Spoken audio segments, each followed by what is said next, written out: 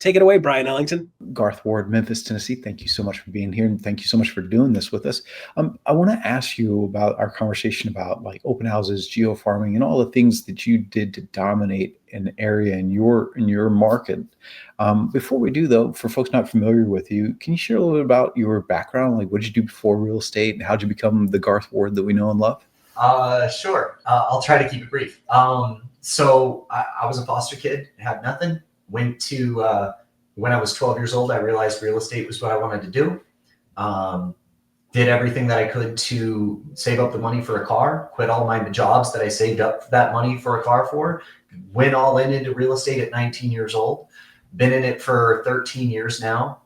Started at a regional firm, became one of the top producers at that firm in 2 years. Headhunted to a luxury firm, worked there, became the top producer at that firm, fell into running a team. Then from falling into running a team, that company was being purchased. And I realized if people were coming to work with me anyways and not the company, maybe they'll just come work for me. So I started a brokerage and then built that brokerage to 4 offices and 137 agents and helped agents grow and dominate their market across all of Washington state. And then a couple of years ago, I merged that into EXP. So far in my journey, I've closed about $1.3 billion worth of real estate, and everything from a $10,000 deal all the way to $21.7 million. Jeez, that's an incredible journey. And forgive me for saying, but you look rather young to have had that extensive of a life. So I think you probably had a great deal of living in the in-between. That's awesome. Yeah. Well, so you and I got to talking in the other day, and we were talking about open houses, and then you kind of shared a little bit about how that tied into a broader strategy. And so I think maybe let's start at the broader strategy, because I think that will help us then dig down into the individual pieces. You talked about a neighborhood. It was a pretty small neighborhood. Do you want to share a little bit about that as we get into this? Yeah. So there was a case study that I ran, and it was the start of what I started to replicate over and over again. And there was a neighborhood that I grew up around, and this is when I actually knew I was getting into real estate at 12. I was trick-or-treating there, and I identified that based on assessed values. But anyways, it was the most important neighborhood in the city. It was called the Realty. And there's a little over 200 homes in this neighborhood. And they're all, the big mansion houses on the half acres with the private security, the basketball court, playground, the whole thing. The ones that agents want to sell. And I had, been in the business for a few years then, and I had started my brokerage, and I'd still never sold a house there. But I ended up buying a house there. It was one of the smaller houses. And I said, you know what? That needs to change. I'm going to dominate this market. And so in a 7-month period of time, I took 40% market share in that neighborhood. And I did that. At one point, I had 3 listings in eye shot of each other and set a record in the city all time by selling the most expensive one. And I did that by hitting them by every single medium possible.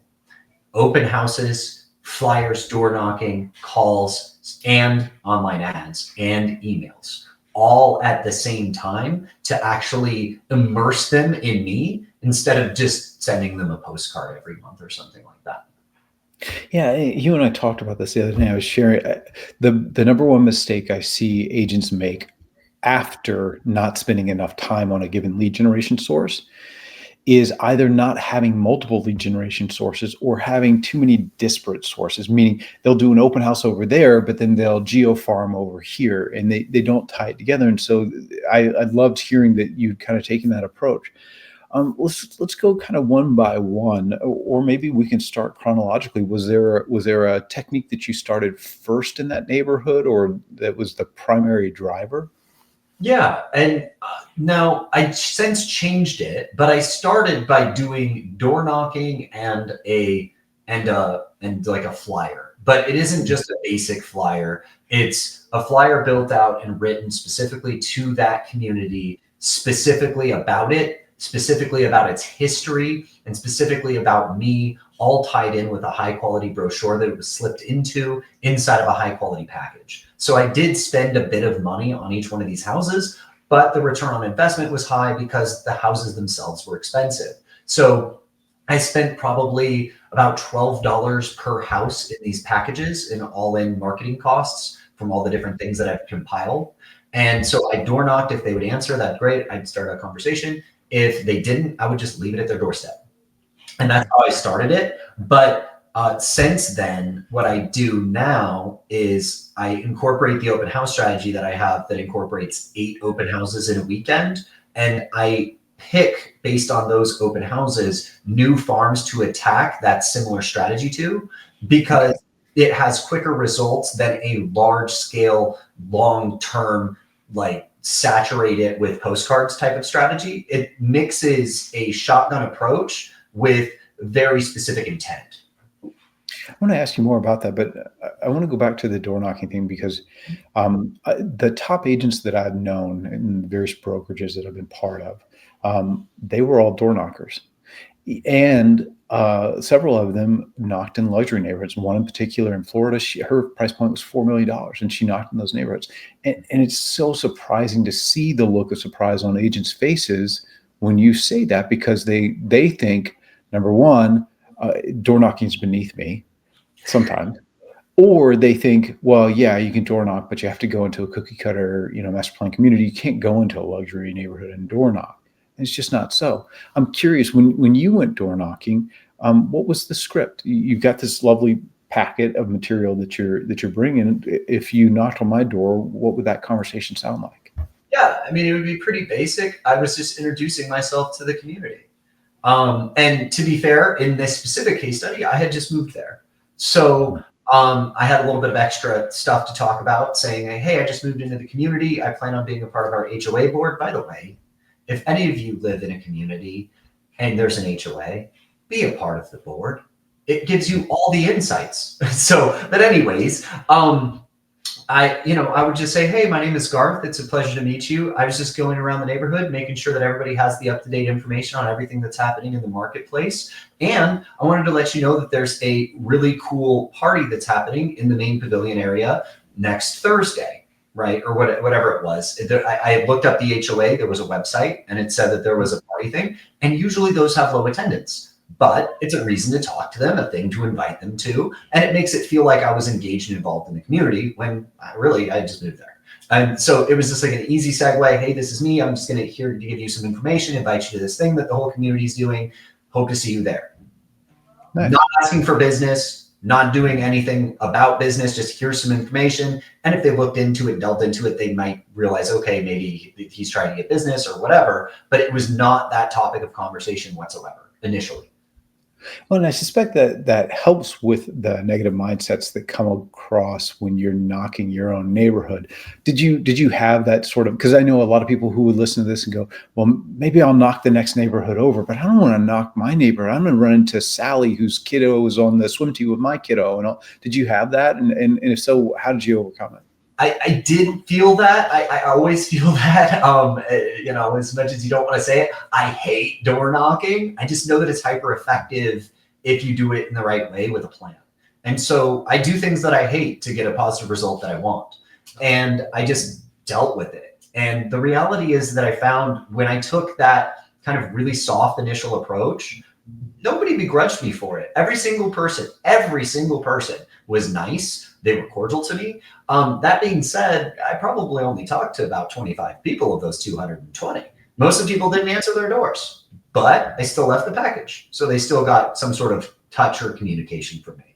And when I did have a conversation, they went nice. I did end up getting a lead from the first time that I did it. And they said, hey, we were actually thinking about potentially selling our house. Is that something that you do? And I was like, yeah, that's something that I do every day. I'd love to talk to you about it.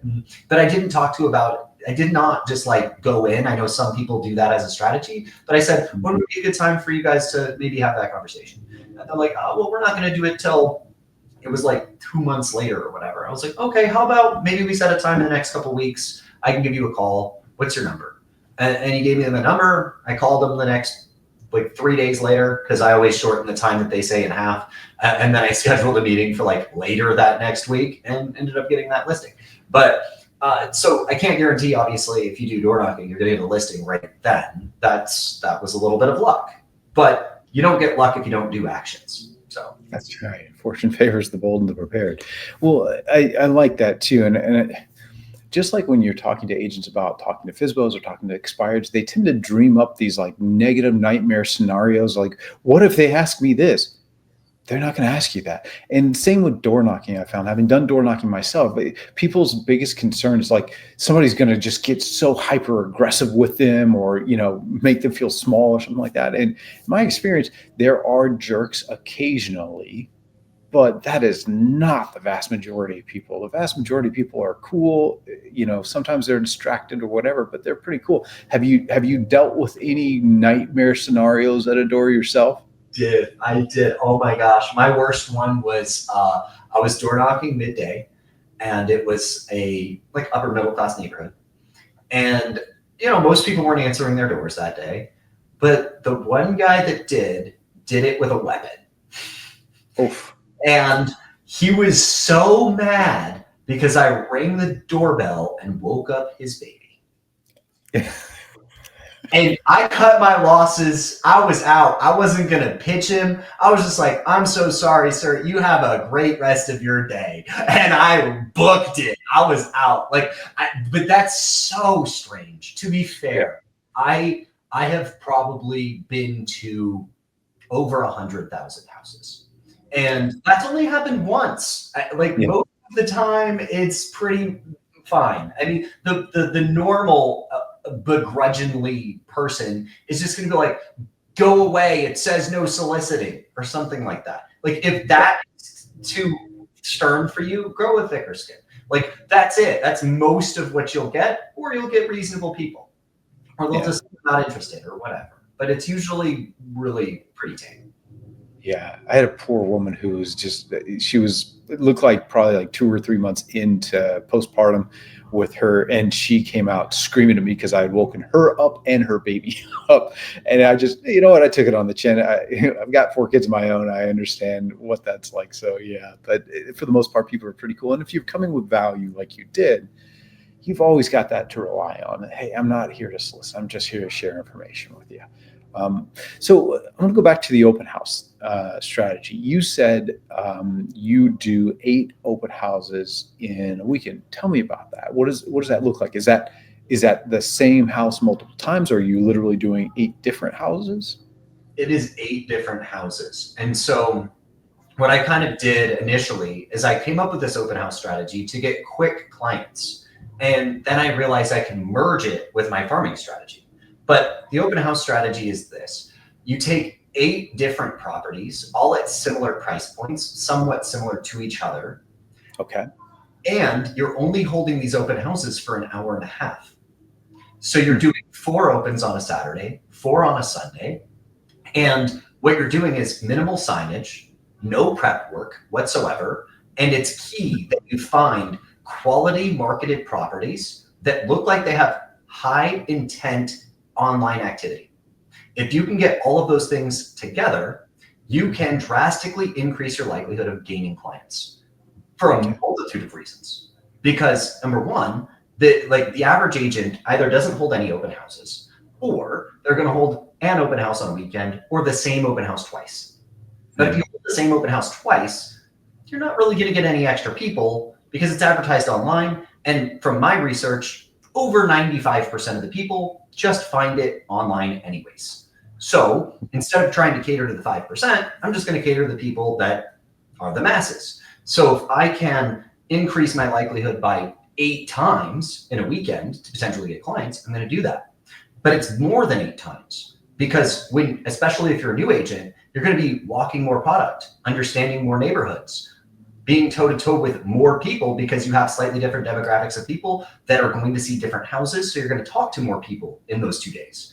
And there's the added benefit that if you're at similar price points, that you see the same people multiple times in the same weekend, drastically increasing the likelihood that they think that you are the authority figure and the expert specifically in this area and their price point, and it increases the likelihood that they want to choose you.